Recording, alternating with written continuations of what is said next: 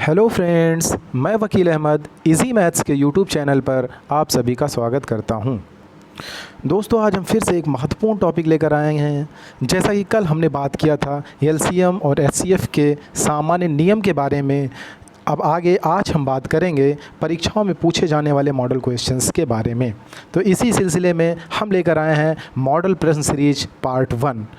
इसमें हम दो तरह के क्वेश्चन पर बहस करेंगे, दो तरीके के क्वेश्चन पे प्रैक्टिस करेंगे। पहला क्वेश्चन, पहले टाइप का जो क्वेश्चन है वो ये है कि अवशेष बचने वाले प्रश्न। दूसरे क्वेश्चन है संभावित जोड़े बनाने वाले प्रश्न। प्रतियोगी परीक्षाओं में पूछे जाने वाले सभी प्रश्नों को हम बनाएंगे बिल्कुल आसान। बस आप बने रहिए हमारे साथ इजी मैथ के यूट्यूब चैनल पर।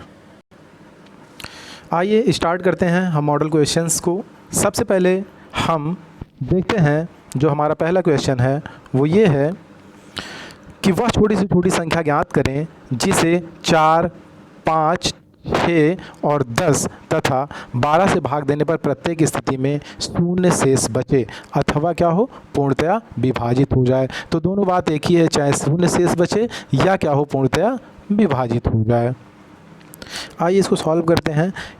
इस तरीके के क्वेश्चन में जहाँ पे पूछी जाए कि छोटी से छोटी संख्या, यानी कि हमें क्या करना है, एलसीएम ज्ञात करना है। तो एलसीएम ज्ञात करने के लिए हम जो बेसिक रूल्स ये जानते हैं, 4, 5, 6, 10 और 12 का एलसीएम जो है हम इस तरीके से बेसिक रूल से सॉल्व करते हैं। लेकिन मैं आपको दोस्तों एक सिंपल तरीका बताऊंगा जिससे आप बहुत ही आसानी से एलसीएम देखते ही बता देंगे। तो सबसे पहले हम बेसिक रूल देख लेते हैं, उसके बाद हम जस्ट आपको बताते हैं। तो बेसिक रूल्स देख ही रहे हैं, कैसे क्या करते हैं। 2 से इसको डिवाइड करेंगे, 2 दूना 4, 5 ऐसे रहेगा, 2 तियाँ 6, 2 पंचे 10, 2 छक 12।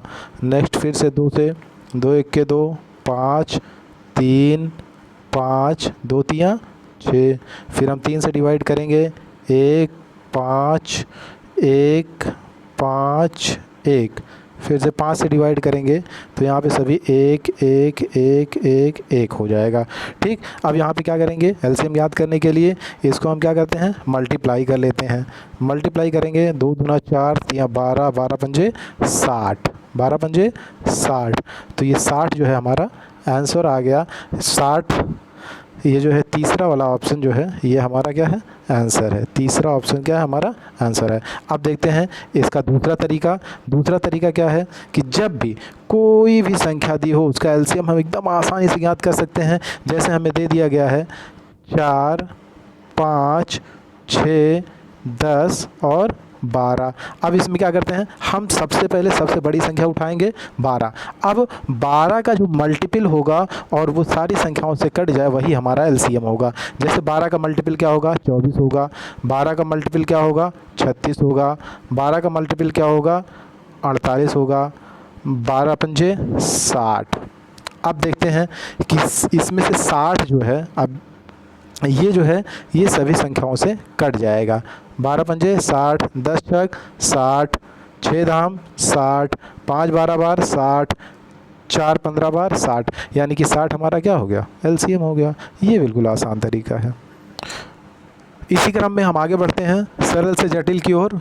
जटिल से सरल के चक्कर में मत पढ़ना, तो सरल से जटिल की ओर हम बढ़ते हैं। तो हमारा जो क्वेश्चन था उसमें ये था कि छोटी छोटी संख्या ज्ञात करनी है जो पूर्णतः विभाजित हो जाए। अगला क्वेश्चन जो है वो ये है कि वह छोटी से छोटी संख्या ज्ञात कीजिए जो 4, 5, 6, 10 तथा 12 से भाग देने पर प्रत्येक स्थिति में कितना शेष बचे, 3 शेष बचे। अभी तक था पूर्णतः डिवाइड हो जाए, अब क्या है, 3 शेष बचे। तो जो 3 शेष बचता है तो उसको हम ज़बरदस्ती 3 शेष बचा लेंगे। क्या करेंगे, एलसीएम ज्ञात कर लेंगे, ये पूर्णतः विभाजित हो जाएगा। और फिर उसमें जब हम +3 कर देंगे तो ये क्या हो जाएगा, 3 हमारा शेष बच जाएगा। आइए देखते हैं 4, 5, 6, 10 और 12 का क्या, एलसीएम। इसका जब हम एलसीएम ज्ञात करेंगे तो वही बड़ी संख्या का मल्टीपल जो होगा 12 पंजे 60, 12 पंजे 60, यही क्या हो जाएगा, एलसीएम हो जाएगा। और इसी में हम +3 3 कर देंगे तो ये 63 जो है हमारा क्या हो जाएगा, आंसर हो जाएगा। अब इस किसी भी संख्या से इसमें भाग देंगे तो हमेशा 3 क्या होगा, शेष बचेगा। तो हमारा जो ऑप्शन सही हो जाएगा वो सही ऑप्शन कौन सा हो जाएगा, ऑप्शन नंबर 3। इसी तरीके का एक और क्वेश्चन है, क्वेश्चन सेम है, बस इसका जो है स्टाइल पूछने का थोड़ा सा अपोजिट है। इसमें पूछा गया वह छोटी से छोटी संख्या ज्ञात करो जिसमें 8 घटाने पर शेष बची संख्या क्या है, इन सभी संख्याओं से पूर्णतः विभाजित हो जाएगी। उसमें क्या था कि लास्ट में शेष बचता था और इसमें 8 घटाने पर, तो ये चीज़ ध्यान देना है। तो इसमें भी सेम कंडीशन हो जाएगी, इसमें 8 पहले से हम क्या करेंगे ऐड करेंगे, किसमें, एलसीएम में। जब पहले से ऐड किए रहेंगे तो उसको जब हम घटा देंगे तो वो तुरंत क्या होगा, कम्प्लीटली डिवाइड हो जाएगा। अब जैसे किसका है, ये संख्या है 8 है, 12 है, 18 है, 24 है। अब देखिए इसका भी एलसीएम ज्ञात करने का वही तरीका है, सबसे बड़ी संख्या क्या कर लिए, ले लीजिए। सबसे बड़ी संख्या लेने के बाद क्या करेंगे, इसका जो है हम मल्टीपल निकालेंगे, 24 दूना 48, 24 तियाँ 72। ये जो 72 है, अब देखेंगे कि 24 से भी डिवाइड हो जाएगा, 18 से भी डिवाइड हो जाएगा, 12 से भी डिवाइड हो जाएगा और 8 से भी डिवाइड हो जाएगा। इसलिए हमारा 72 क्या हो जाएगा, एलसीएम हो जाएगा। और हमें जो आंसर मिलेगा इसी 72 में क्या करेंगे, हम 72 में क्या करेंगे, प्लस 8 कर देंगे तो 72 8 80 जो है यही हमारा क्या हो जाएगा, एलसीएम हो जाएगा। 72 8 80 इस क्वेश्चन का आंसर हो जाएगा। तो इसमें देखेंगे ऑप्शन नंबर 2 इस क्वेश्चन का आंसर हो जाएगा। आइए इसी क्रम में बढ़ते हैं हम अगले मॉडल क्वेश्चन के पास। और इसमें जो है ऑप्शन नहीं दिया हुआ है, इसका जो है ऑप्शन जो है पहला ऑप्शन है, दूसरा ऑप्शन है, तीसरा ऑप्शन है, चौथा ऑप्शन है। इसमें जो पहला ऑप्शन है वो है ये हमारे ऑप्शंस हो गए। अब इस क्वेश्चन को सॉल्व करने के लिए इसमें जो दिया हुआ है कि इसमें 3 शेष बचता है तो उसको तो हम पहले +3 कर लेंगे, लेकिन इसमें जो है कह रहा है 11 से पूर्णतः विभाजित हो जाए। तो कोई संख्या होगी जो 11 से डिवाइड हो जाएगी और वो होगी एलसीएम में किसी संख्या से हम क्या करेंगे, गुणा कर देंगे। अब एलसीएम इसका पहले निकालेंगे तो एलसीएम उसी पुराने तरीके से हम निकाल लेंगे।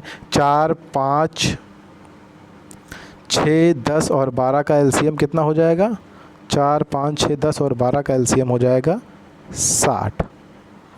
अब जो है हम किसी संख्या से गुणा करेंगे और 3 जोड़ देंगे। फाइनली हमको ध्यान देना है कि वो संख्या किससे डिवाइड होनी चाहिए, पूर्णतः 11 से डिवाइड होनी चाहिए।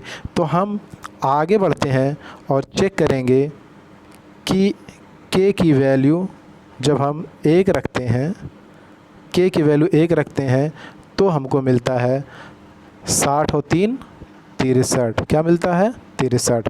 जब k की वैल्यू हम 2 रखते हैं तो हमको क्या मिलता है, 60 दूना 120 और 3 123। ऐसे k की वैल्यू जब हम 3 रखेंगे तो हमको क्या मिलेगा, 6 3 18, 180 और 3 83 183। तो ये संख्या चूँकि 11 से ये नहीं कट रही है, 11 से ये भी नहीं कट रही है, 11 से ये भी नहीं कट रही है। तो इस तरीके से इसी क्रम में हम आगे क्या करेंगे, बढ़ते जाएंगे और फिर देखेंगे कि हम 4 जब रखेंगे तो ये जो है, तो ये आ जाएगा 6 चौक 24 और 3 यानी कि 243। ये भी 11 से नहीं कटेगा। अगला जब हम इसमें 5 रखेंगे k की जगह तो 6 पंचे 30 और ये आ जाएगा 303। इसी तरह जब हम k की जगह 6 रखेंगे तो 6 छक 36, 360 और 3 363। अब ये 363 क्या है, 11 से कट जाएगा, 11 से क्या होगा, कट जाएगा। इसलिए हमारा आंसर ऑप्शन नंबर 4 हो जाएगा। ऑप्शन नंबर 4 हो जाएगा। क्यों? क्योंकि इसमें सारी कंडीशंस को ये फुलफ़िल करता है। ये 11 से पूर्णतः डिवाइड भी है, और जब इन सभी संख्याओं से हम इसमें क्या करेंगे, डिवाइड करेंगे, तो हमेशा हमें 3 शेष भी बचेगा। बढ़ते हैं नेक्स्ट क्वेश्चन की तरफ। इस तरीके के क्वेश्चन अक्सर एग्ज़ाम में पूछे जाते हैं और बहुत ही आसान होते हैं, बस थोड़ा सा ध्यान देने की ज़रूरत है। देखेंगे पहला, इसमें दिया हुआ है वह छोटी से छोटी संख्या ज्ञात कीजिए जो 4, 5, 6, 10 तथा 12 से भाग देने पर शेषफल क्रमशः 1, 2, 3, 7 और 9 बचता है। तो किससे किससे भाग दे रहे हैं? 4 से भाग दे रहे हैं संख्या में, शेषफल कितना बच रहा है? 1। इसी तरीके से 5 से भाग दे रहे हैं किसी संख्या में, शेषफल कितना बच रहा है? 2। इसी तरीके से 6 से भाग दे रहे हैं, शेषफल कितना बच रहा है? 3। इसी तरीके से 10 से भाग दे रहे हैं, शेषफल कितना बच रहा है? 7। तो इसमें हम देखेंगे कि जो इसका डिफरेंस आ रहा है, जो इसमें भागफल और शेषफल का डिफरेंस आ रहा है, ये क्या है? 4 में से 1 गया 3, 6 में से 3 गया 3, 5 में से 2 गया 3, 10 में से 7 गया 3। तो ये जो डिफरेंस है हमेशा सेम है। तो ऐसी कंडीशन में क्वेश्चंस को सॉल्व करने के लिए हम क्या करते हैं, सबसे पहले दी हुई संख्याओं का क्या निकाल लेते हैं? LCM। और इसमें से भाजक और भागफल का जो अंतर होता है उसको क्या कर लेते हैं? घटा लेते हैं। तो LCM हमें ज्ञात करना है 4, 5, 6,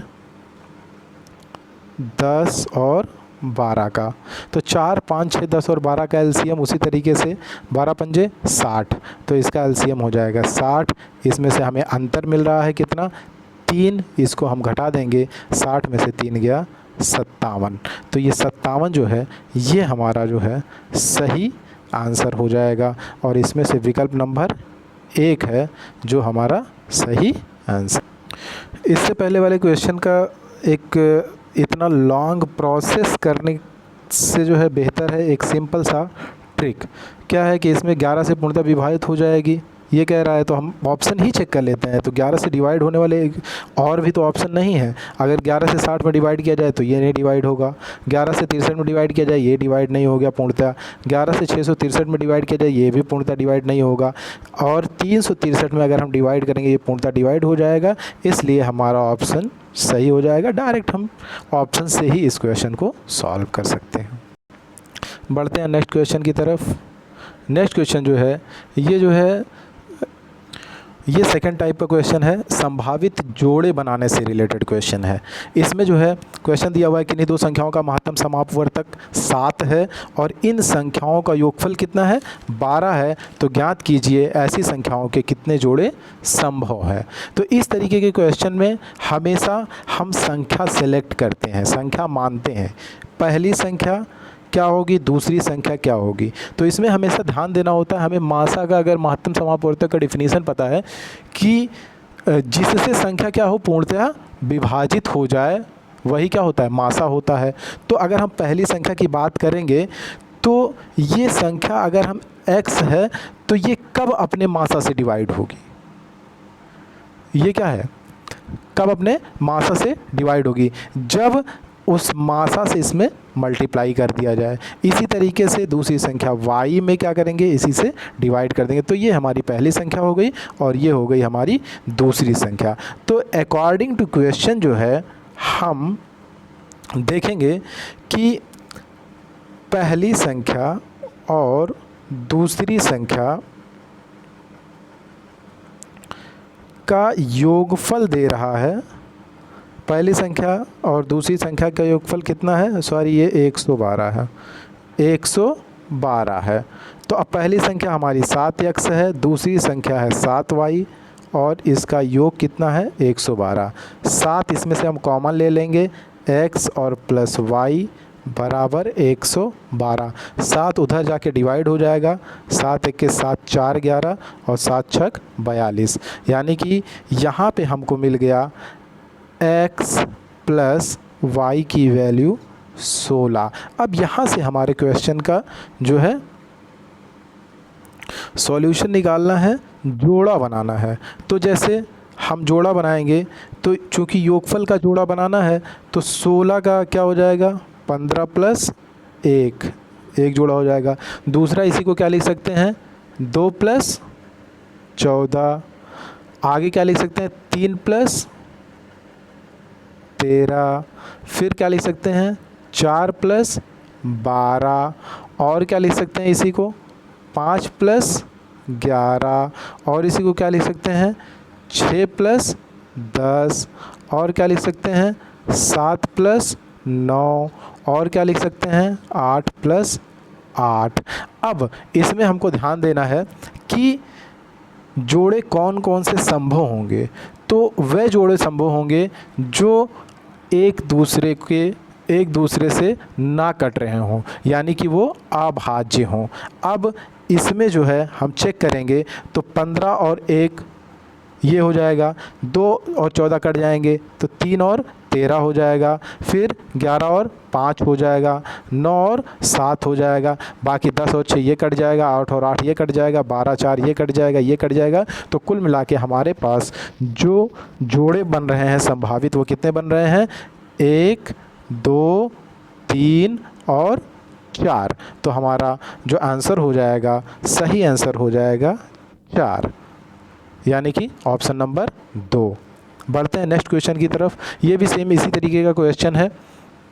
इसमें दिया हुआ है दो संख्याओं का महत्तम समापवर्तक 5 है, इन संख्याओं का गुणनफल 22 50 है, तो ऐसी संख्या के कितने जोड़े संभव। उसमें दिया हुआ था योगफल, यहाँ पे गुणनफल की जगह क्या दिया था योगफल, और यहाँ पे दिया हुआ है गुणनफल। तो सेम उसी तरीके से इसको भी सॉल्व करेंगे। इसमें भी पहली संख्या मानेंगे, पहली संख्या इसी तरीके से मानेंगे कि जिससे संख्या पूर्णतः विभाजित हो जाए वो मासा होता है।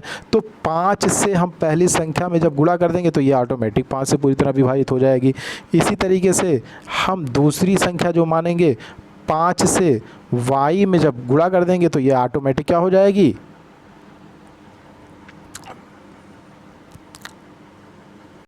दूसरी संख्या का मासा हो जाएगी। अब according to condition of question, तो क्वेश्चन के कंडीशन के अनुसार क्या है, पहली संख्या और दूसरी संख्या का क्या गुणनफल कितना दिया गया है 2250। अब देखेंगे पहली संख्या कितनी है 5x, दूसरी संख्या कितनी है 5y, इन दोनों का गुणनफल कितना है 2250। अब क्या करेंगे, इसको सॉल्व करेंगे तो ये जो है 5 इधर जाएगा डिवाइड हो जाएगा, 5 इधर भी जाएगा और डिवाइड हो जाएगा। तो इसको डिवाइड करेंगे 5 चौक 20 और 5 नवा 45। इसको जब डिवाइड करेंगे तो 5 नवा 45 और 5 8 40, सॉरी ये 5 चौक 20 और 5 25, यहाँ 5 होगा तो ये 5 नवा 45, ये टोटल हो जाएगा 90।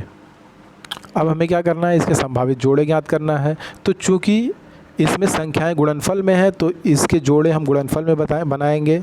90 गुणे 1 हो जाएगा, दूसरा हो जाएगा 2 गुणे 45, तीसरा हो जाएगा 3 गुणे 60, सॉरी 3 गुणे 30, और चौथा हो जाएगा 4 से ये कटेगा नहीं तो 5 से हो जाएगा 5 गुणे 18, और आगे 6 गुणे 15, और ये जो है 7 से भी नहीं कटेगा, 8 से भी नहीं कटेगा, 9 से कटेगा तो 9 गुणे कितना हो जाएगा 10। अब इसमें हमको संभावित जोड़े ज्ञात करने हैं तो उसी पुराने तरीके से हम इसको ज्ञात करेंगे। जैसे 90 और 1 ये एक जोड़ा हो जाएगा क्योंकि ये एक दूसरे से नहीं कटेगा। 45 और 2 ये एक जोड़ा हो जाएगा, ये भी एक दूसरे से नहीं कटेगा। 3 और 30 एक दूसरे से कट जाएगा, इसलिए ये हमारा जोड़ा नहीं होगा। 5 और 18 ये भी एक दूसरे से नहीं कटेगा, ये हमारा जोड़ा हो जाएगा संभावित जोड़ा। 15 और 6 ये भी कट जाएगा, इसमें 3 कॉमन है, और फिर इसमें जो है 10 और 9 ये हमारा एक जोड़ा बन जाएगा। तो हमारा टोटल कितना हो गया, कितने जोड़े हो गए 1 2 3 और 4। तो हमारा जो है आंसर हो जाएगा 4 संभावित जोड़े। इस तरीके से हम क्वेश्चंस को बहुत ही आसानी से सॉल्व कर सकते हैं। आगे बढ़ते हैं, यहीं पे हम अपनी क्लास ख़त्म करते हैं। मिलते हैं नेक्स्ट वीडियो में मॉडल क्वेश्चंस पार्ट 2 के साथ। ये सभी क्वेश्चंस जो है बहुत ही इंपॉर्टेंट क्वेश्चन है। इन सभी क्वेश्चंस को आप प्रैक्टिस करते रहिए और कमेंट बॉक्स में जो भी आपको डाउट है उसको आप पूछते रहिए। CHSL का एग्ज़ाम भी स्टार्ट हो गया है, इसके लिए आप सभी को अग्रिम बधाई। आप लोग एग्ज़ाम देने जाइए, बहुत ही सावधानी पूर्वक जाइए, कोविड प्रोटोकॉल को फॉलो करिए और एग्ज़ाम में क्वेश्चंस को सॉल्व करिए। इसके लिए आप सभी को अग्रिम बधाई। और कठिन सवाल पहले नहीं करना है, नहीं तो ऐसा होगा कि आपका आसान क्वेश्चन भी क्या होगा, करने का मौका नहीं मिलेगा। तो बने रहिए हमारे इसी मैथ के इस चैनल पर। आपको पूरा मैथ चैप्टर वाइज निःशुल्क पढ़ाया जाएगा। अगर आप वीडियो पसंद आती है आपको तो वीडियो को लाइक कीजिए, अपने दोस्तों को शेयर कीजिए और सब्सक्राइब कीजिए, जिससे हमारे हर वीडियो का नोटिफिकेशन आपको मिलता रहे। मिलते हैं नेक्स्ट वीडियो में, तब तक के लिए जय हिंद।